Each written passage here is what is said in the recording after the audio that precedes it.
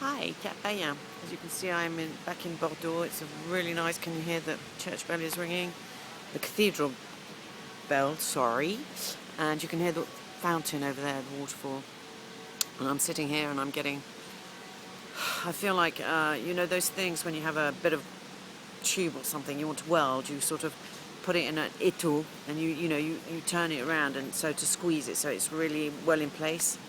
I feel like I'm in this sort of environment. I'm going, oh my and I keep thinking, why isn't it working? Why isn't it working? And I'm sitting here and I'm thinking, be careful, be very, very careful, because these are not the words to use. The words to use are, the universe is being so nice to me, it's letting me wait as much as it can to be really calm, and it's going to bring me an abundant thing. I have to just be patient enough for it to come.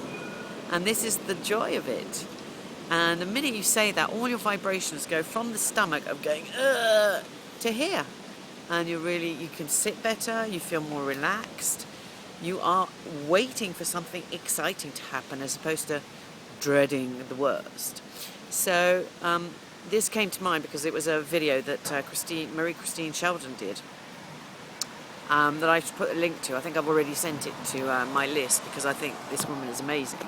But anyway, so I wanted to share that with you because there I was thinking, as one does. And no matter how hard you try and you say go with the flow, whatever. But it is so true when you sit there and you think the universe is telling me something. It's a lesson I have to learn, maybe in patience, maybe in commitment, maybe in persistence. Don't give up. I will not give up anyway. That's something I will not do. And I remember I was saying to my son, because I wanted him to have a last session with his mythology coach that I pay a fortune for. Anyway, so she spent an hour telling us off. But I mean, it was a horrendous hour. I was telling my mum about this and she said, oh, I hope you got paid to go. And I said, no, what do you think, Mum? Of course I paid. Anyway, so there we are, and she's telling me that, I'm an irresponsible adult, I should be taking care of my children. I have 4 children, and I'm trying to take care of each and every one, and I seriously do think, anyway, that's my opinion. I'm not, I don't budge from that, but I will find a solution about London. I will do it. And I was saying to Hector, the absolute joy of always trying to find a solution. I remember once he was sitting there and he said, oh, I got my basketball match at 3:30. Oh my God, Mum, I'm supposed to be there at 3:30, not, be over there at 4:30. Oh, at 4:30 we're supposed to be at the site, where the match is. We were supposed to leave at 3:30. Oh my goodness. I said, oh, come on. In the car, we'll just take you. So we drive there, and then, so we call the home off, the base camp, as it were. They have to then ring the other place where the match is being held, say Hector to be added on the list. So they add him on the list. I didn't know anything about what all this meant. Anyway, Hector is added on the list, and we arrive, zooming down the roads. I can't even begin to imagine. Anyway, arrive. They're just warming up, and someone says, Hector can't play, he hasn't got the right T-shirt. I'm like, what? What are you... I'm sorry, there's not computing. I'm not registering this. Anyway, so they were saying, oh, no, it's not possible. And Hector just came back and told me this. And he said, oh, Mum, I can't play. I haven't got the right T-shirt. I went, I beg your pardon?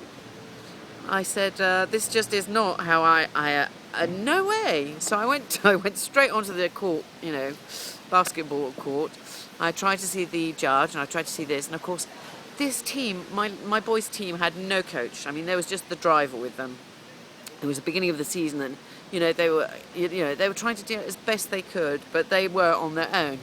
So the driver was like, oh, blah, and I was not having this. I'm like, what do you mean? And only because, well, A, I'd driven there, and B, Hector was really upset, and the team really wanted him to play. I mean, everyone was, and so I just couldn't accept this defeat for a T-shirt.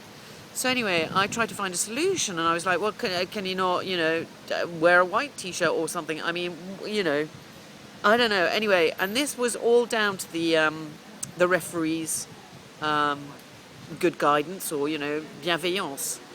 And so I just went to him and I said, look, I don't understand this story. I don't understand. We've come all this way. And he hasn't got the right T-shirt. Is it okay if we play with this, that and the other? Because, of course, there was no spare T-shirt. I mean, can you imagine? So The guy just looked at me, and I was just beaming at him, saying, of course, there's no other alternative, darling. And he just said yes. And, my son just laughed and goes, yes, it's true, Mum, you do have this way of just making things happen.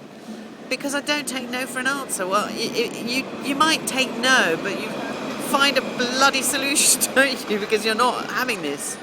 So anyway, I've been waffling on a bit. I am so sorry, but just to say that there is a solution out there. So I'll put a link to the video from Marie-Christine Sheldon where she tells you the right sort of questions to ask.